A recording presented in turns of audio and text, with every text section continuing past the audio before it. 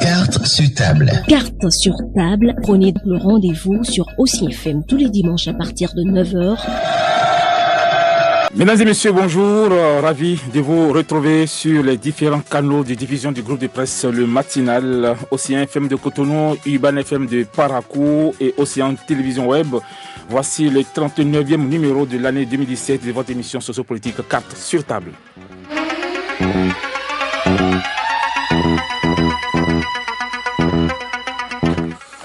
Au Bénin, les fonctionnaires sont régis par la loi numéro 2015-18 portant statut général de la fonction publique.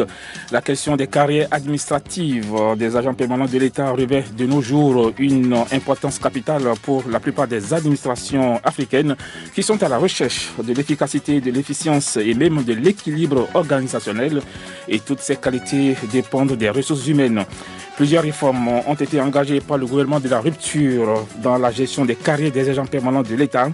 Et pour en parler, Carte sur table reçoit donc ce dimanche 8 octobre de l'année 2017 Monsieur Prosper Kokoui, bien sûr.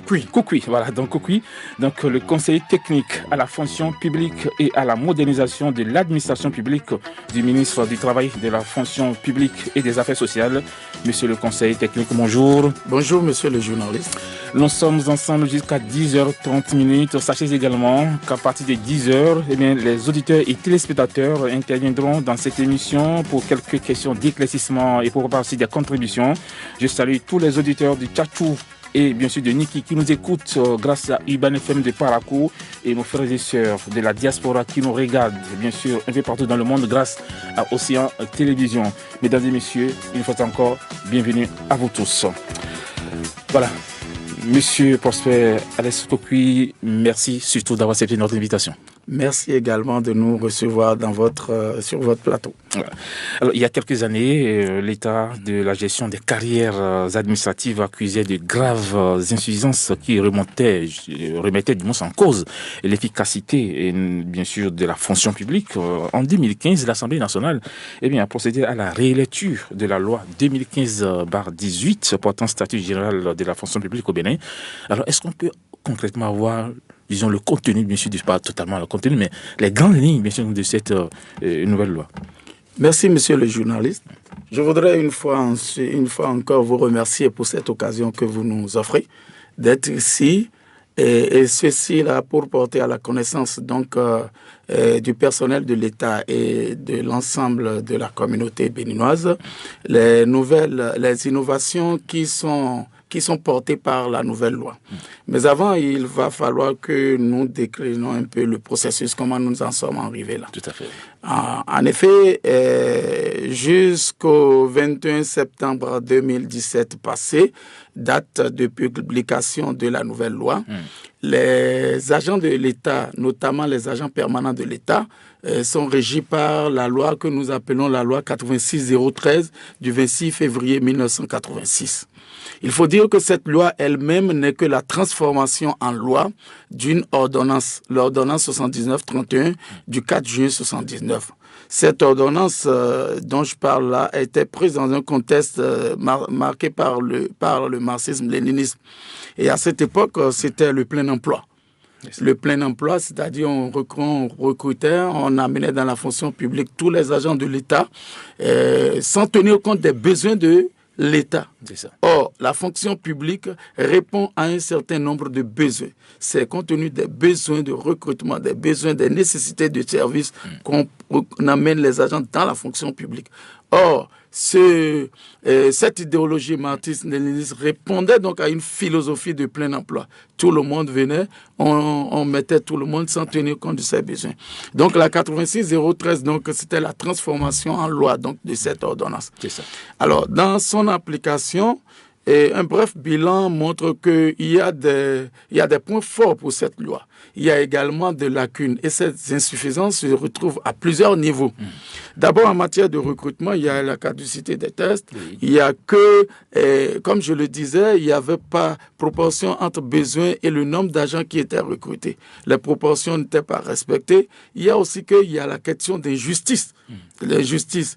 Des gens viennent, on ne tient pas compte. Le niveau de qualification pour recruter les gens n'était pas bien déterminé, n'était pas proportionnel. Ça tenait compte, bien sûr, des diplômes. Or, des diplômes, il n'y avait pas de possibilité de prendre en compte des gens qui ont des diplômes supérieurs à ceux qui étaient délivrés par les instituts et écoles de nos universités.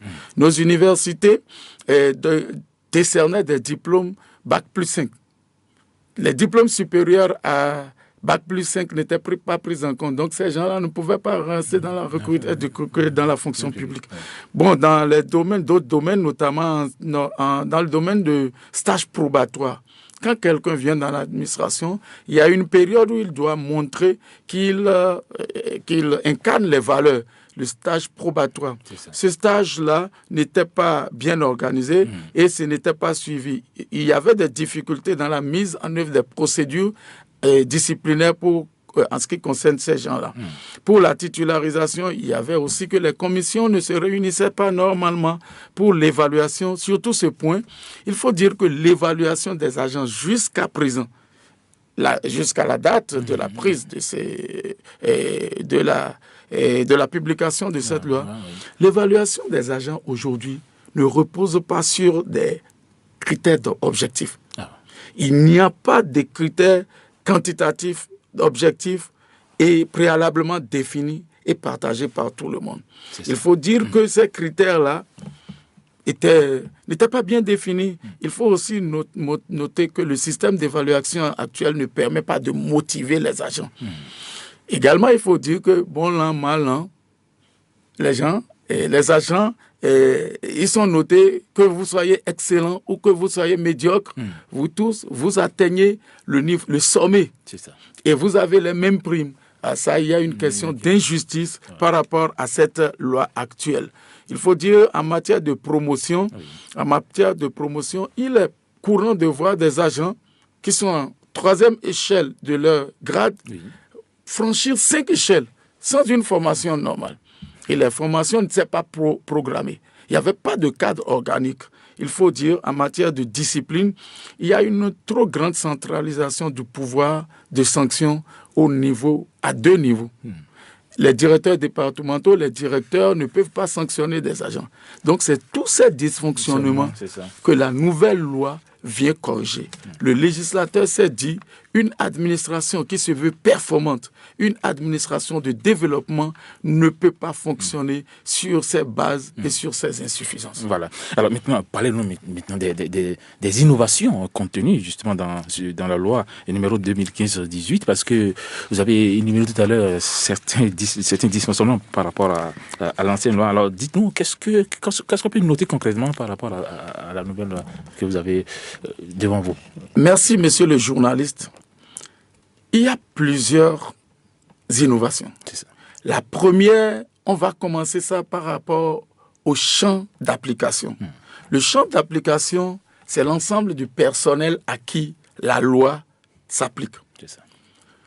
La loi dont je venais de parler, la 86-013 du 26 février 1986, cette loi s'appliquait à des personnes qui relèvent de l'administration, des services de l'État, des collectivités locales, des sociétés d'État, des sociétés d'économie mixte, des établissements publics à caractère industriel et commercial. Toute cette panoplie-là, ça a amené un essoufflement. Alors, la nouvelle loi, d'abord, entre-temps, cet essoufflement a permis de prendre une décision loi qui a restreint déjà le champ d'application. Les personnels des établissements publics à caractère industriel et commercial étaient déjà sortis. Maintenant, progressivement, notre administration a intégré les agents contractuels de l'État. Donc, la loi 86-013 ne prend pas en compte la gestion des agents contractuels de l'État. Ils étaient régis par un décret. Ce décret-là comportait un certain nombre d'ambiguïtés. Il va falloir donc prendre en compte tous ces personnels. Donc la première innovation, comme je dis, ça s'applique donc au personnel. Le personnel de la fonction publique, désormais, prend en compte la fonction publique d'État, la fonction publique territoriale et les agents contractuels de l'État. Autre innovation. Autre innovation, c'est par rapport donc à la structure des personnels de l'État. L'ancienne loi créait 5 catégories d'État, 5 catégories dans lesquelles les agents sont répartis. Il y avait la catégorie A, B, C, D et E. Voilà. La nouvelle loi crée 4 catégories. Au lieu de 5, c'est 4 désormais. A, B, C et D. Il y a plus de E. Et la nouvelle loi intègre les personnels des enseignements et de recherche dans les universités, les laboratoires et la recherche. Notamment, l'ancienne loi ne prenait pas en compte les gens qui avaient bac au-delà de bac plus 5. Donc, ce personnel-là est intégré maintenant dans la catégorie A. Mais pourquoi bac plus 5, bac plus 6, à cause du coût qu'est-ce qui s'est passé? Non, avant, nos universités formaient actuellement bac plus 5. Nos instituts, c'est bac plus 5. Quand on est dit à l'extérieur, qu'on revient au pays, on ne pouvait pas travailler dans on travaille, mais en fait, nous n'avons pas, puisque tous ces diplômes viennent en équivalence aux instituts, aux diplômes délivrés par nos instituts et nos écoles. C'est ça. Donc maintenant, la nouvelle grille, les nouvelles catégories A, B, C et D intègrent tous ces personnels. Il faut dire donc l'innovation, c'est que la catégorie E n'est plus prise en compte. Elle constituera un corps autonome qui va s'éteindre. Ils seront gérés. Nous n'allons plus recruter dans ce corps. La fonction publique ne va plus gérer. Puisque nous voulons une fonction publique performante. La catégorie E, c'est des gens sans qualification. Oui, allez-y. Ils seront gérés jusqu'à extinction de ce corps. Donc, il y aura même des reversements en fonction dans des nouvelles échelles. Alors, une autre innovation, c'est que nous avons désormais, au lieu de 12 échelons, nous aurons 15 échelons. C'est-à-dire, chaque grade avant comportait 12 échelons. Maintenant, nous aurons 15. Parce qu'avec les 12 anciens échelons, bon l'an, mal l'an, et évoluant toutes les 2 années, on atteint déjà le sommet à 24 ans. 2 fois 12, ça fait 24 ans. Si la personne évolue normalement tous les 2 ans, avec les 12 échelons, il atteint déjà le sommet avec 24 ans. Les 6 années qui restent, avant, on faisait ce qu'on appelle les bonifications, les avancements fictifs, et ça ne permet pas à la fonction publique d'avoir des personnes performantes. Maintenant, c'est 15 échelons qui sont... Ça fait 30 ans. Bon, on peut aller au sommet les 2 ans. Voilà une autre innovation. Une autre innovation, c'est que nous avons des commissions administratives paritaires qui vont comprendre pour moitié l'effectif, les représentants de l'administration et pour moitié les représentants des organisations syndicales. Et ça, histoire de prendre en compte donc les partenaires sociaux dans des commissions pour pouvoir gérer régulièrement la carrière des agents. Ces commissions administratives paritaires seront au niveau donc des ministères, au niveau des institutions de la République. Également, nous les aurons au niveau donc des structures déconcentrées. Il y aura des commissions administratives paritaires au niveau des départements, et pour également jouer le rôle de commission de discipline. Il y aura également au niveau des communes et au niveau des mairies des commissions administratives paritaires pour pouvoir gérer la carrière des agents. C'est ça. Au niveau maintenant, à un autre niveau, il faut parler sérieusement des questions de recrutement. Oui. Alors, c'est là qu'il y a une innovation capitale. La loi qui gérait les fonctionnaires jusque-là a limité l'âge à 40 ans. Actuellement, le nouveau statut qui est maintenant rendu exécutoire et publié a stratifié les âges en disant 18 ans au moins et 35 ans au plus pour les candidats de la catégorie C et D, 18 ans au moins et 40 ans au plus pour les agents de catégorie B et A. Pour les corps de l'enseignement supérieur et au corps correspondant, c'est 18 ans et 45 ans. Donc, pour les ACE, il faut dire le décret qui les régit aujourd'hui n'a pas donné un plafond, n'a pas planifié, n'a pas donné un plafond. Mais la nouvelle loi, puisque j'ai dit tout à l'heure que la nouvelle loi prend en compte les agents contractuels de l'État, oui. Ces dispositions leur sont donc applicables. La nouvelle loi a donné un plancher, 18 ans, et un plafond qui, en fonction des catégories, varie et qui est de 35 ans et de 40 ans. Donc, c'est ça qui est applicable. En matière également de recrutement, oui. Il faut dire qu'anciennement, il y a essentiellement deux modes. Un premier mode qui est le recrutement direct sur titre oui. Ou par test et les examens professionnels. Le recrutement direct sur titre et par test, c'est ça qui permet aux agents de rentrer dans la fonction publique. Et ce recrutement ne prenait pas en compte les gens qui ont les diplômes académiques. Parce que notre fonction publique est essentiellement basée sur les diplômes professionnels. Alors, le deuxième mode de recrutement qui permet, c'est celui qui permet aux agents qui sont déjà dans la fonction publique d'avoir une promotion. On les appelle les examens professionnels. Aujourd'hui, avec la nouvelle loi, il y a trois modes. Le premier mode, on appelle ça concours direct sur titre et après test. Ça, c'est normal pour les gens qui ont les diplômes professionnels. Maintenant, la nouvelle loi prend en compte les gens qui ont les diplômes académiques. Ils passent donc des concours externes. Et ces concours-là sont ouverts pour les personnes qui ont des diplômes académiques et qui ont vocation à aller faire une formation. Ils seront donc astreints à une formation professionnelle qui leur donne droit donc à entrer dans cette catégorie. Alors, leur date de limite et la date pour prendre part au concours serait calculée de façon à ce qu'ils remplissent les conditions pour rester dans la fonction publique. Alors, il faut passer à une autre innovation. Une autre innovation est par rapport au stage probatoire. Il faut dire que l'ancienne loi organise bien le stage probatoire. C'est organisé, mais ce n'est pas encadré. Le stage probatoire, c'est la période au cours de laquelle l'agent montre qu'il a la valeur pour occuper le poste. Avant, dans les anciens temps, il faut dire que quand tu viens dans la fonction publique, tu as un maître, tu as un tuteur de stage qui t'apprend les bonnes qualités, qui te fait passer par des services.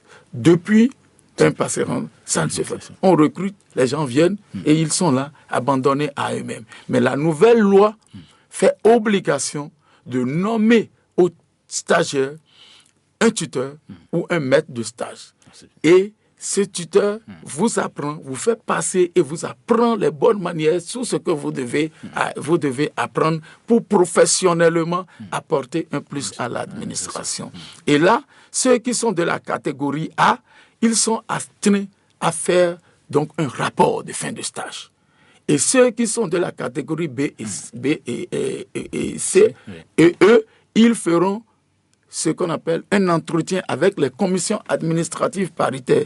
Et tout ça fait partie des éléments à prendre en compte pour leur prise de service. Alors, pour l'évaluation et la notation, désormais, il sera établi au début de chaque année des lettres de mission, des contrats d'objectifs, des fiches d'indication, des attentes avec les agents. Chaque agent doit savoir quel est son objectif. Parce que des gens viennent, ils ne savent même pas le matin ce pourquoi ils sont venus. Ils quittent leur maison, c'est au service maintenant qu'ils viennent voir qu'est-ce que je vais faire. Désormais, il y aura des contrats d'objectifs, il y aura des fiches d'indication de ce que chacun fera. Et c'est sur la base de ça que chaque agent sera classé dans ce qu'on appelle des classes de performance. C'est ça. Les classes de performance, ces classes-là permettent donc d'évaluer la performance de l'agent. Le système actuel est tel que des primes de rendement se paient sans l'évaluation donc de la performance des agents. Donc, il y a désormais 6 classes de performance. Donc, il sera établi au début de chaque année des contrats d'objectifs avec chaque agent et les agents seront évalués sur la base des résultats qu'ils auront atteints. Alors, pour les avancements et les promotions, les avancements, c'est vrai, ils se font automatiquement et tous les 2 ans. Et les promotions ne tenaient pas compte donc de la valeur des agents. Désormais, les avancements, ils auront lieu sur la base d'une liste d'aptitudes. Et chaque agent serait promu donc en fonction d'un nombre qu'on lui aurait donné et sur la base de la classe de performance dans laquelle il aurait atteint. Pour les formations professionnelles, il faut dire que les agents vont en formation aujourd'hui. Bon, il y a un correctif qui a été apporté, mais les formations étaient faites sans un encadrement. Il n'y avait pas de cadre organique. Les gens vont et c'est après qu'on leur fait des régularisations. Tout cela entraîne des incidences et aggrave dangereusement le budget parce que ce n'est pas encadré.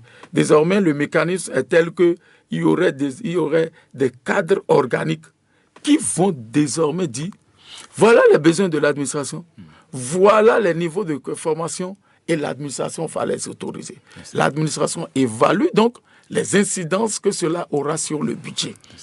Nous allons passer à une autre innovation, c'est par rapport au reclassement. Les reclassements des agents, il faut le dire, étaient tels que un agent, sur la base des dispositions actuelles, peut franchir 3 échelles sans une formation. Oui. Alors, tu peux être au 3e, au dernier, c'est-à-dire à la dernière échelle de ta catégorie et te retrouver par le biais de la liste d'aptitudes et de la liste d'aptitudes et des reversements à la première échelle de ta catégorie supérieure. C'est pas normal. Donc la nouvelle loi corrige un tel dysfonctionnement et dit que désormais les agents seront reclassés et leur reclassement tiendra compte de leur niveau. Il n'y aura pas des enjambements qui créent des frustrations, des injustices et l'iniquité dans la fonction publique. Une autre innovation sur laquelle je voudrais mettre l'accent. Il y en a tellement, c'est bien ça. C'est bien pour la fonction publique, il y en a tellement d'innovations. Oui, mais c'est ça. Oui. Parce que nous voulons une administration désormais qui est orientée vers le résultat, orientée vers la raison d'être de l'administration, la satisfaction des besoins et des besoins de service des usagers. Une autre innovation, c'est par rapport à la discipline. Vous voyez, notre administration aujourd'hui est caractérisée par une impunité. Et l'impunité, là, vient du fait que les sanctions sont... Il y a un binôme de sanctions. L'impunité vient du fait que la procédure même est lourde. Il y a une trop grande centralisation du pouvoir de sanction. Seuls les ministres sectoriels et le ministre de la fonction publique peut sanctionner par rapport à la procédure actuelle. Les directeurs ne peuvent pas infliger une sanction à un agent. Parce que la procédure est telle que quand un agent commet une faute, il faut lui adresser une demande d'explication. Laquelle demande d'explication sera envoyée au comité de direction. Le comité de direction va statuer d'abord et c'est quand on va voir la gravité de la faute qu'on va enclencher la procédure pour pouvoir voir est-ce qu'on doit lui communiquer son dossier pour qu'il prépare sa défense. On ne peut même pas infliger un blâme, un avertissement à un agent. Et les agents sont conscients de telle manière qu'ils savent qu'avec la lourdeur et la complexité de la procédure, la sanction n'interviendra pas du tout.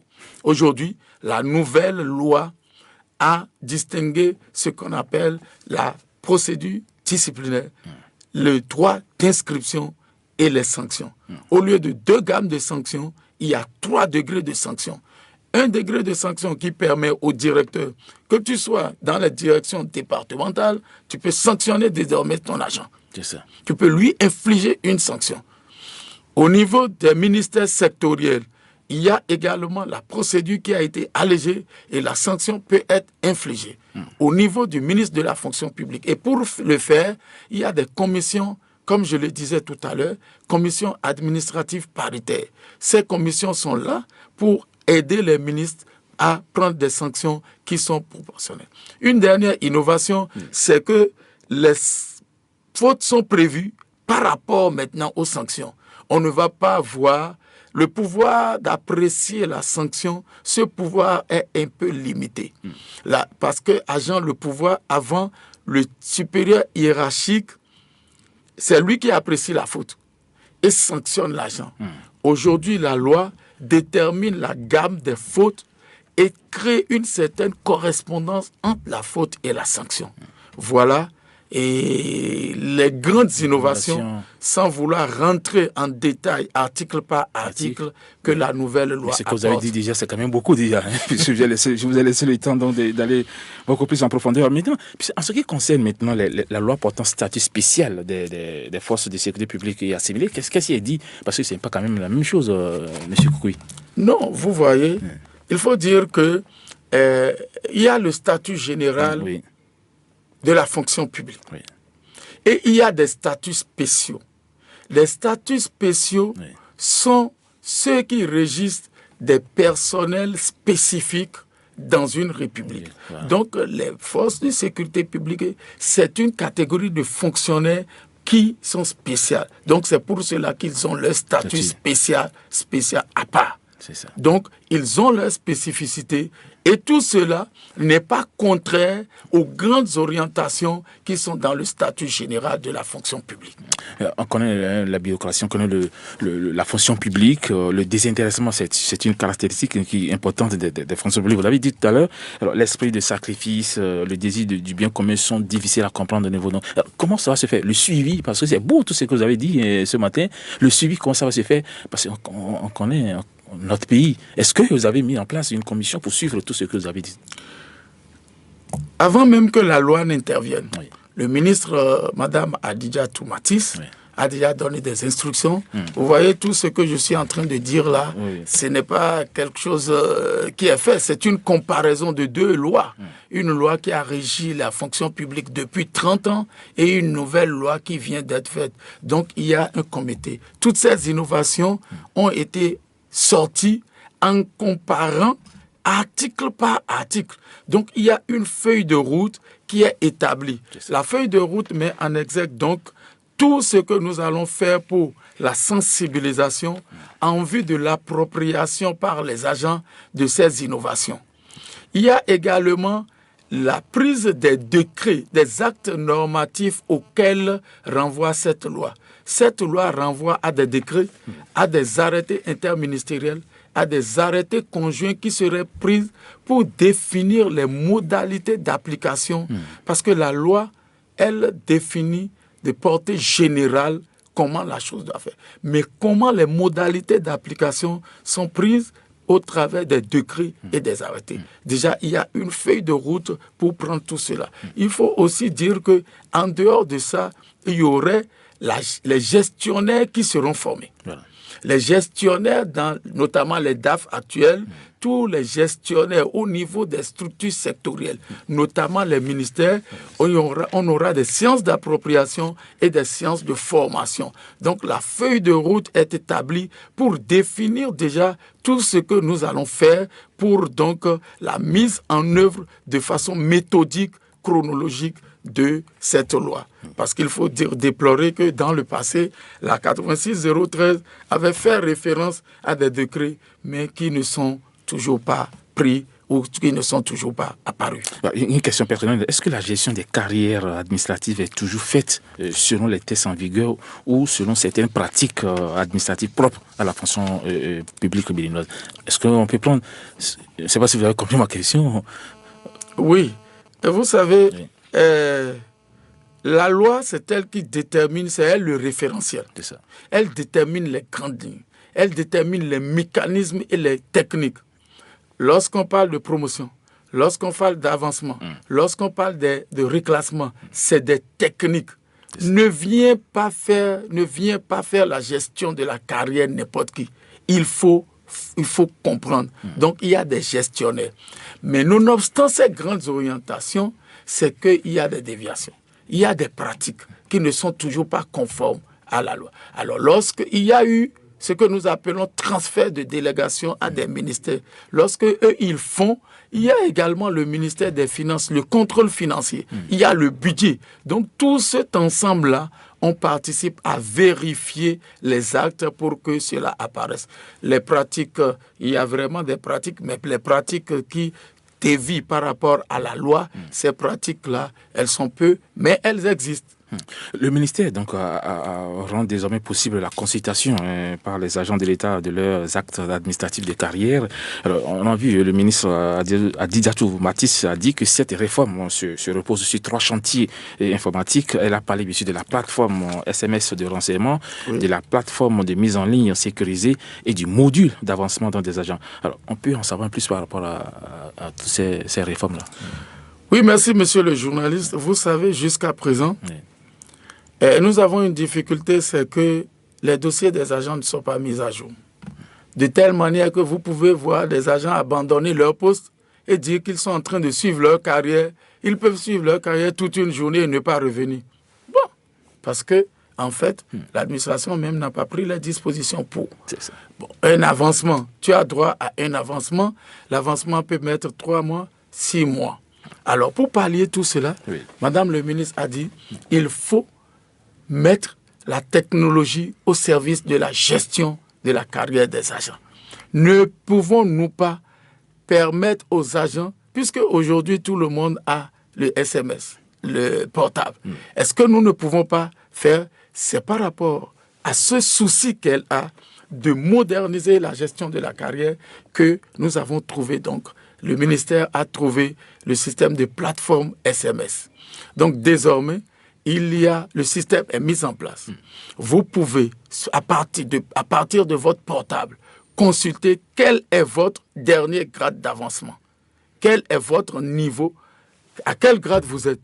Est-ce que l'acte est déjà pris? Si l'acte n'est même pas pris, par ce système, vous pouvez déjà, vous pouvez poser votre requête et dire, je suis à tel niveau, je suis à tel échelon, mais mon acte n'est pas encore apparu. Sur la base de à partir de votre portable, vous pouvez poser vos requêtes et des solutions. C'est des sensibilisations. Parce que même le fonctionnaire qui est au fond bien sûr du pays, voilà, est-ce qu'il est au courant de ça? Est-ce que quelque chose a été fait au niveau de la sensibilisation donc de ces réformes-là? Bon, c'est vrai, nous venons de lancer ça.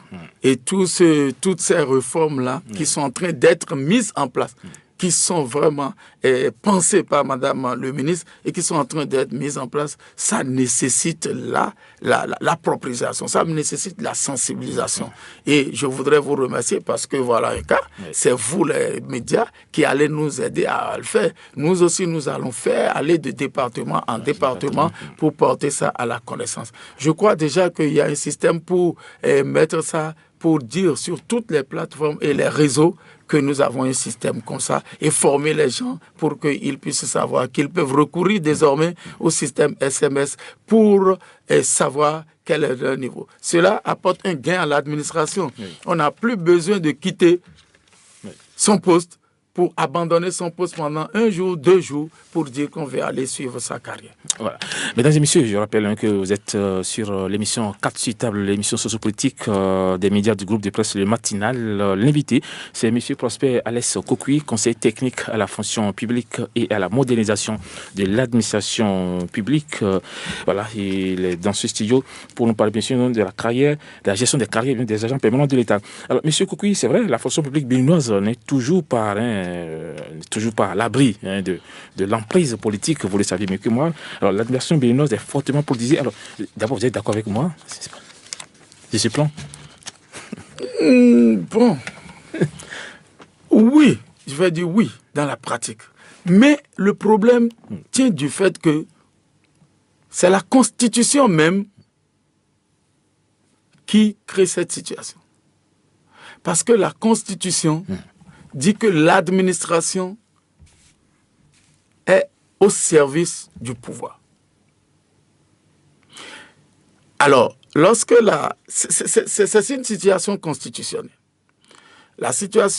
Les dispositions constitutionnelles, la Constitution dispose que l'administration, le chef de l'État dispose de l'administration. Alors, au niveau des partis politiques, c'est eux qui animent la vie politique. Oui. Alors, ces influences venant de toutes ces autorités font que l'administration subit des influences. Que l'on appelle ça politisation, mais on ne peut pas empêcher le politique de faire de la politique. On a vu sous l'ancien régime des agents moins gradés qui commandaient des supérieurs parce qu'ils étaient là à cause de la politique, parce qu'ils étaient des militants politiques. Est-ce que ça ne joue pas justement sur la loi? Et qu'est-ce que vous faites pour corriger également ce tir-là désormais? Vous voyez, cette situation, il faut dire que même dans un passé, il y a eu des tentatives pour corriger. Il y a eu ce que nous appelons le répertoire des hauts emplois, qui définit déjà les profils et les modalités qu'il faut pour pourvoir au poste. Nous avons les outils, mais c'est la mise en œuvre qui pose problème. Des outils existent pour limiter un peu l'influence du politique sur l'administration, mais dans la mise en œuvre, on ne met pas en œuvre les dispositions, les outils que nous avons, de telle sorte que notre administration est ce qu'elle est. C'est ça. Alors, les États généraux, bien sûr, ont eu le mérite de révéler donc les caractéristiques d'une administration béninoise où le gaspillage et la contre-performance sont hébergés. Alors, vous êtes conseiller technique chargé de la modernisation de l'administration béninoise. Alors, qu'est-ce que vous faites concrètement depuis que vous êtes nommé il y a déjà un an, en septembre dernier, vous avez été septembre 2016, si mes souvenirs sont bons, M. Koukoui. Alors, quel est le travail que vous avez à faire sur le terrain par rapport à cette modernisation de l'administration béninoise? Oui, merci. Vous avez fait allusion aux États généraux. Les États généraux de la fonction publique et de la modernisation de l'administration ont eu lieu en 1994. Et ça a été l'occasion de mettre l'accent sur les mots qui minent la fonction publique. Et au nombre de ces mots, il y avait le gaspillage. Le gaspillage, il y avait que nos ministères, c'est des ministères essentiellement dépensiers. On ne tient pas compte du résultat. On dépense pour dépenser. Il y a aussi que on ne tient pas compte que nous sommes dans un pays dont les ressources sont essentiellement limitées et les ressources sont fiscales.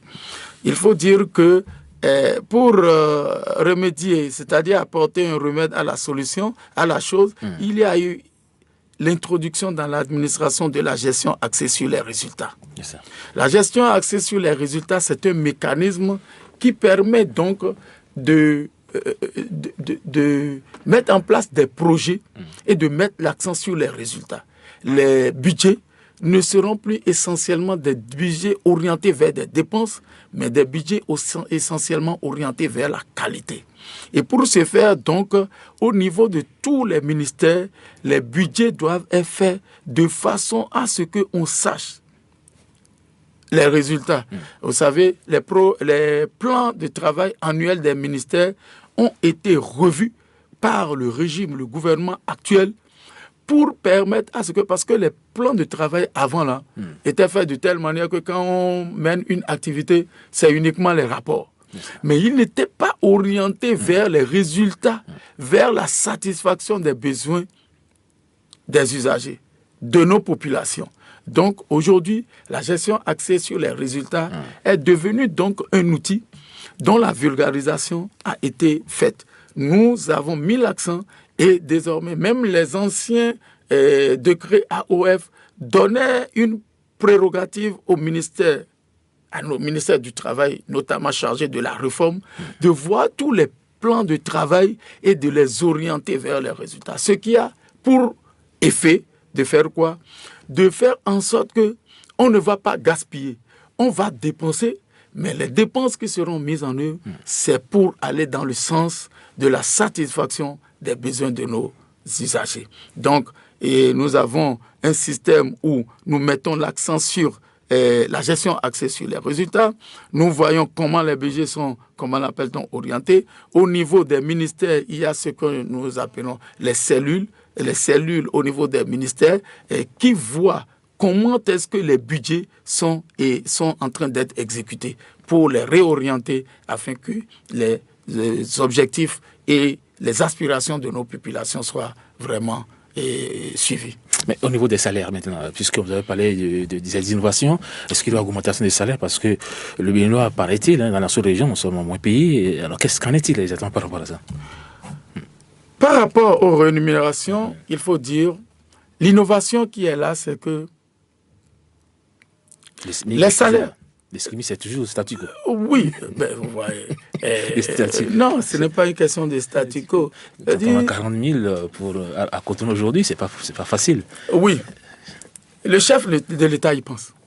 Il pense. Très bien. Et je crois que moi, je ne veux pas aller, je crois que c'est des questions, c'est une décision qui appartient au chef de l'État. Alors, mais il faut dire que l'innovation que la nouvelle loi introduit est que il y aura désormais, les primes ne seront pas payées telles qu'elles sont payées aujourd'hui sans évaluation. Il y aura en dehors du salaire, il y aura des primes qui seront payées. Il y a ce que nous appelons les primes de résultat.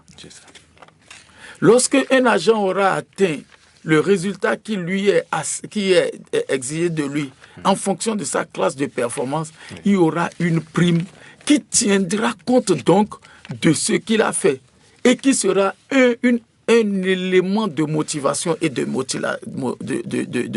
motivation et d'émulation.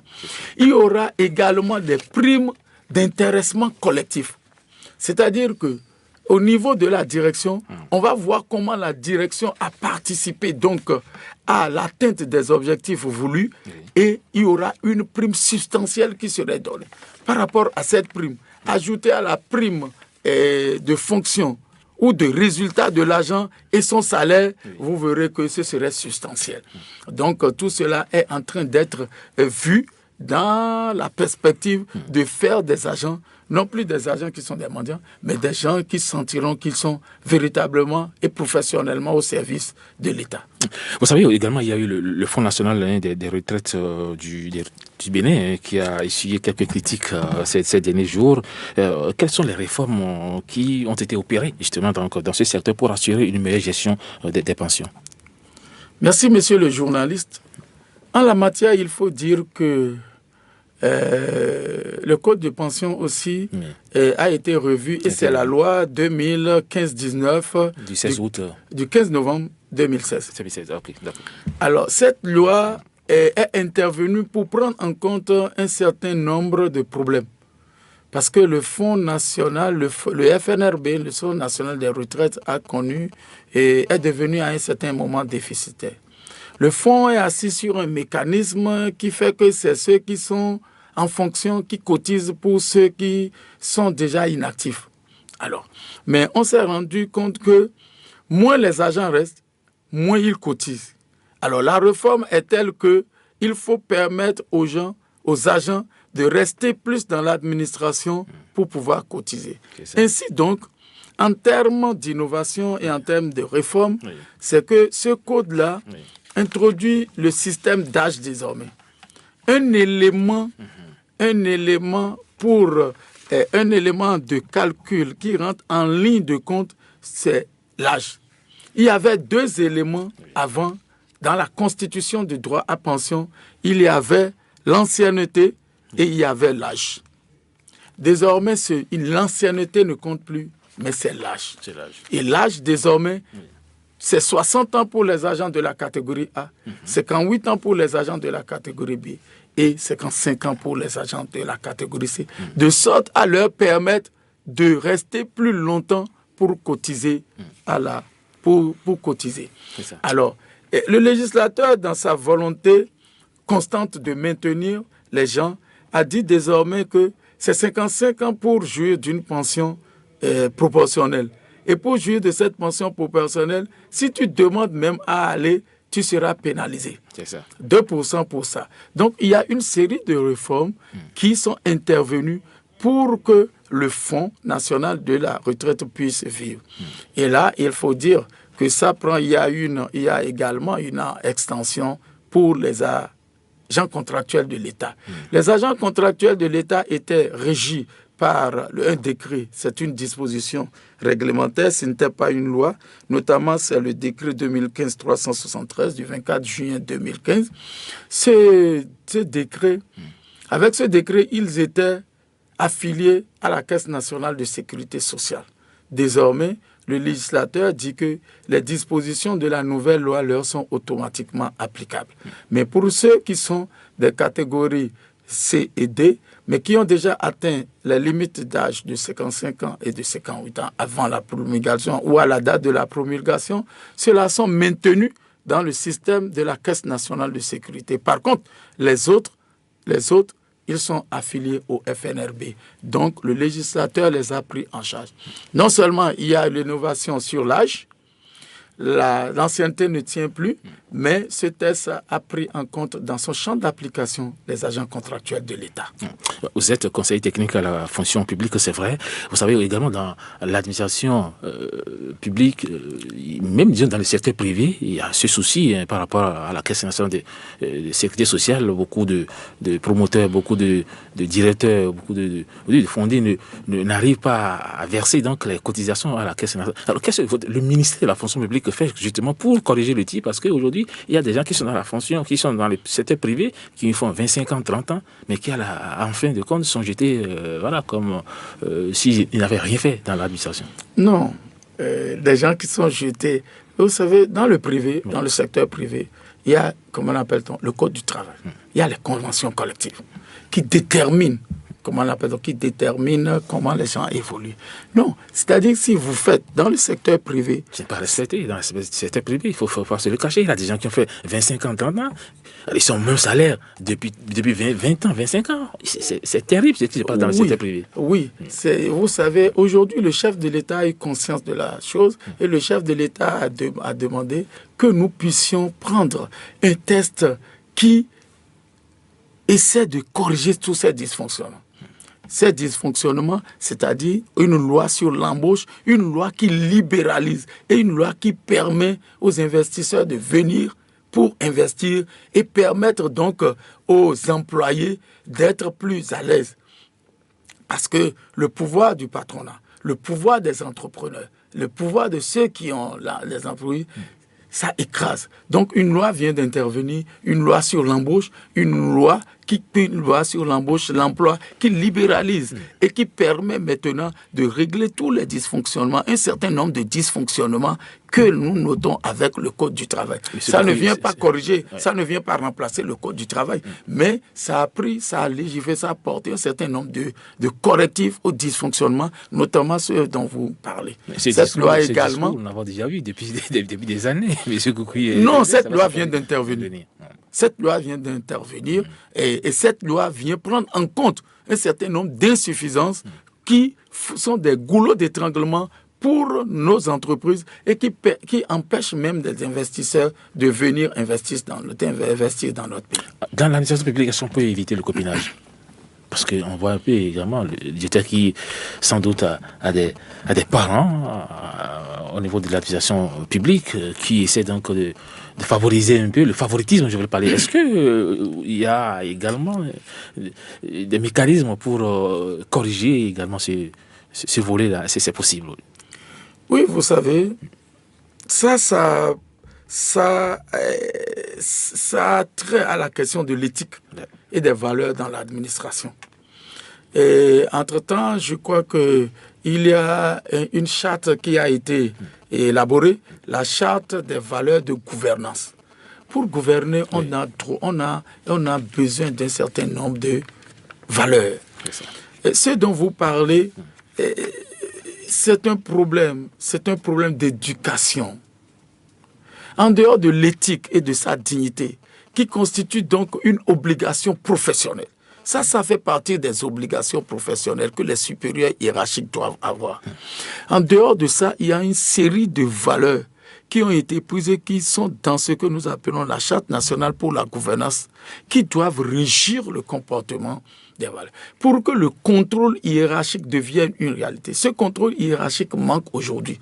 Comme vous êtes en train de le dire, tout cela, c'est des déviations qui résultent donc de la politisation.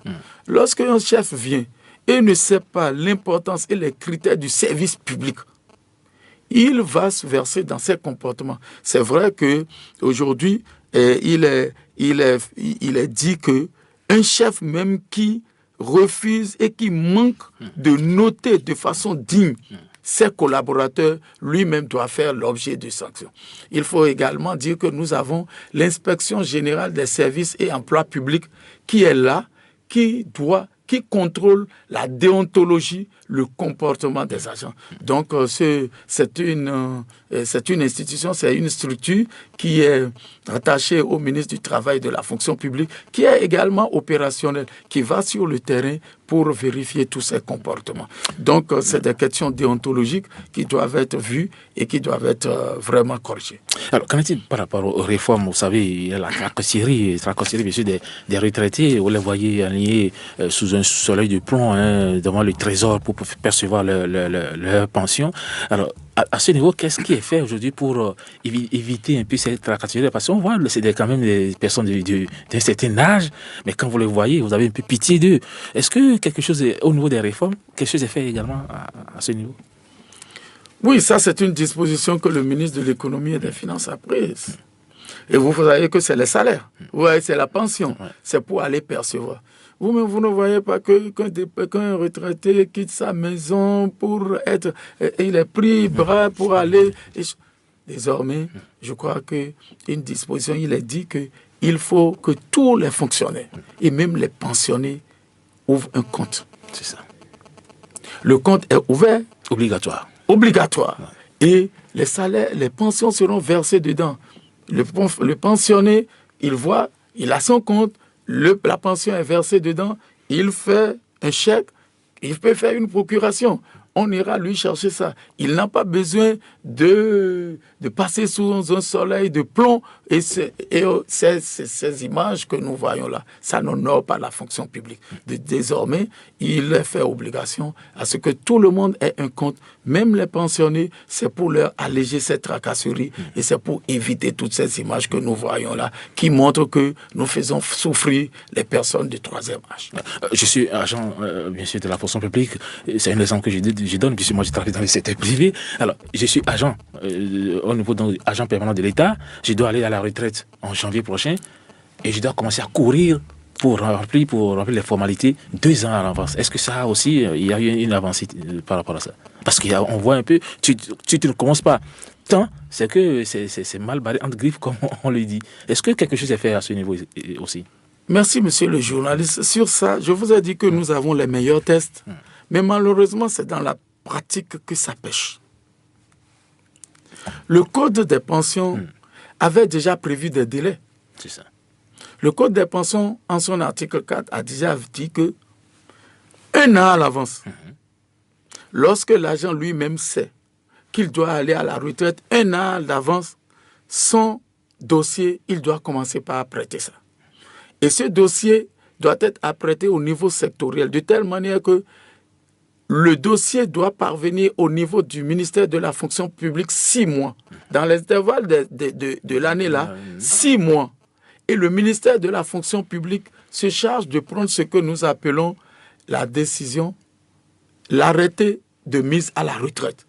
Cet arrêté de mise à la retraite, lorsqu'il est pris, associé à un certain nombre de pièces, est transmis au ministère des Finances et de l'Économie qui dispose de 6 mois. Donc, conformément à cette disposition légale, en 1 an, si vous commencez tôt, ce qui est sur votre carnet de pension va sortir. Mais malheureusement, la constitution de ces dossiers-là commence peut-être 2 mois avant la date d'échéance de votre mise à la retraite. 6 mois. Or, la loi a disposé que c'est 1 an que cela doit commencer. Donc, le test est là, c'est dans l'application. Non seulement, il faut dire que le problème est au niveau des agents, c'est au niveau du ministère sectoriel et c'est à notre niveau aussi. Et c'est un problème également d'archives. C'est ça. Nous avons des problèmes d'archives dans la mesure où les dossiers des agents ne sont toujours pas à jour. C'est ça qui fait que à un certain moment, on demande à des agents et nous sommes en train de prendre des dispositions pour que les archives soient mises à jour et que également soient modernisées. Il y a aussi des agents très chers qui ne veulent pas aller à la retraite, mais qui jouent sur le temps aussi. Et ces gens-là, comment vous arrivez à les gérer? Comme vous êtes en train de le percevoir, c'est vrai. Mais également, il faut dire que le test a prévu ce que nous appelons la déchéance. C'est-à-dire que si tu ne constitues pas ton dossier pendant un temps, tu es déchu. Mais à force de vouloir tricher, et aussi avec les connivences, les mafias qu'ils ont, ils ne constituent pas leur dossier. Mais est-ce que le ministère ne peut pas avoir un courrier pour dire que dans un an, maintenant, vous serez à la retraite? Parce qu'il y a des agents qui, malgré, ils savent qu'ils sont à la retraite, continuent toujours de travailler dans l'administration publique. Ça, c'était très cher, comme je l'avais dit tantôt. Est-ce que le ministère de la fonction publique ne peut pas anticiper et dire, maintenant, dans un an, vous irez à la retraite pour permettre justement à ces fonctionnaires-là de commencer à enclencher la procédure donc disons des pièces pour pouvoir aller à la retraite? Monsieur le journal, je vous dis que ça se fait. C'est ce que nous appelons la programmation quinquennale. 5 ans à l'avance, nous faisons la programmation quinquennale et nous envoyons, le ministère envoie dans les structures des programmations pour dire à telle personne qu'il est programmé pour aller à tel moment, à tel moment. Mais les agents font fi et c'est eux qui pensent, ils font désormais les surpris. Même sur la base, on dit nul n'est censé ignorer la loi. Donc, tu sais que tu as 30 ans à faire. Tu sais que c'est une question d'âge. La première des choses, c'est que quand tu prends service, tu es censé même commencer déjà par compter. Puisque avec l'ancienne loi, tu sais qu'il y a 2 éléments qui entrent en ligne. Il y a l'ancienneté, il y a l'âge. Tu connais ton âge. Tu connais la date à laquelle tu as pris service. Un petit calcul te permet déjà de savoir, d'anticiper. Mais vous savez, c'est le fait c'est parce qu'il n'y a pas autre chose à faire que les gens ils croient et ils font. Bon, c'est comme s'ils sont surpris. Bon, également l'administration, même comme vous le dites, doit prendre les dispositions. On prend les dispositions. Il y a ce que nous appelons également les lettres de félicitations qu'on envoie à l'avance. Pour dire, et le ministre du Travail dit dans la lettre là, au nom du chef de l'État et à mon nom personnel, je vous adresse les félicitations pour les bons et loyaux services accomplis pendant tel temps. Donc on envoie ça. Mais vous savez, nous sommes dans un système où les gens ne veulent toujours pas. Et ils sont surpris par l'arrivée précoce de la date d'admission à la retraite. C'est dommage. Il est 10h06 dans les studios donc, de la radio des défis OCFM, la même heure, du côté du Paraco, dans les studios de Urban FM. Nous allons ouvrir l'antenne, mesdames et messieurs, aux amis auditeurs, pour quelques questions d'éclaircissement et également, pourquoi pas, des contributions. Nous allons commencer par le premier, Otenia, qui parle d'un système d'intégration après 25 ans de service. Qu'est-ce qui est fait? L'âge à la retraite, au niveau de l'enseignement. Voilà, on va commencer par la première question. Oui, merci monsieur le journaliste. Les questions qui ont été posées, il y en a, vous permettez, il y a des questions techniques et il y a des questions vraiment d'ordre politique. Je voudrais prier les intervenants vraiment je voudrais solliciter leur indulgence pour les questions politiques là. Et je crois que moi, je vais pas tellement trop, mais je suis là pour les questions techniques. Là, je vais apporter des choses. Alors, je voudrais faire cette observation pour dire à M. Otenia, que vous voyez, le système d'intégration sur liste après 25 ans, c'est un système qui créait de frustration. Parce que les gens, sur la base de ce système-là, l'article 17 et l'article 71 de l'ancien test, là, c'est ça qui permet les enjambements. Ça permet que des gens qui étaient, par exemple, au 3e échelon, au 3e échelle de leur grade, se retrouvent au premier, après, comment l'appelle-t-on, quand on leur fait leur reclassement sur la base de ça. Bon, donc, ça permet des frustrations. Je crois que, non, le texte actuel a évité en disant s'il doit y avoir avancement, s'il doit y avoir promotion, cela doit être fait suivant, comment l'appelle-t-on, la formation de l'agent, et cela doit être fait à échelle correspondant à indice égal ou immédiatement supérieur. Donc, ça là, il faut vraiment clarifier pour dire que c'est une nouveauté, c'est pour corriger un dysfonctionnement. Et la question... La question de l'âge à la retraite, surtout au niveau de l'enseignement, est-ce qu'ils seront efficaces dans les classes? C'est ce qu'il pose comme question, c'est pas trop clair, mais il a parlé ici de les enseignants. Oui, les enseignants. La question de l'âge, je crois que... 60 ans, ils sont efficaces encore dans les classes. Oui, les 60 ans, ce n'est pas pour... 60 ans, c'est pour les gens de la catégorie A. Donc, c'est pour les gens qui ont un niveau bac plus 5 et puis, bon, au-delà de ça. Vous savez, c'est des gens qui ont passé le plus clair de leur temps à chercher des diplômes. Oui. Et pour pouvoir compenser, c'est pour cela qu'on est allé jusqu'à 60 ans. Quelqu'un qui a, comment l'appelle-t-on, le doctorat, il commence à 45 ans. Vous voyez, il commence à 45 ans. Ça voudrait dire qu'il lui reste à peine pour les 60 ans, 15 ans. Vous comprenez? Oui. Donc, c'est pour leur permettre d'être dans une limite qui leur permettra d'assurer leur retraite par rapport à l'âge. Est-ce qu'ils seront efficaces? C'est leurs supérieurs qui vont apprécier, puisqu'ils ont un programme. Et il y a des systèmes d'inspection. Et ils ont des résultats à atteindre. Et je vous dis que désormais, le système est tel que il doit y avoir des contrats d'objectifs avec chacun. Il y a une programmation, des contrats d'objectifs assortis d'indicateurs précis. Si tu n'atteins pas tes objectifs, je crois leur efficacité dépend donc de ce qu'ils seront en train de faire. Des contrats, des objectifs qui leur sont fixés, des indicateurs qui leur ont été assignés. Je crois que leur efficacité dépend donc de ce qui leur serait demandé.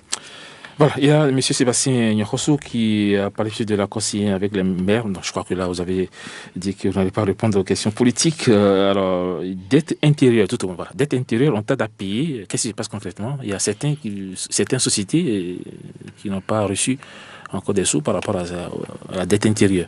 Est-ce que vous avez l'information sur ça? Là, je n'ai pas l'information sur ça. Vraiment, je ne peux pas me hasarder à répondre à cette question. Je vous remercie.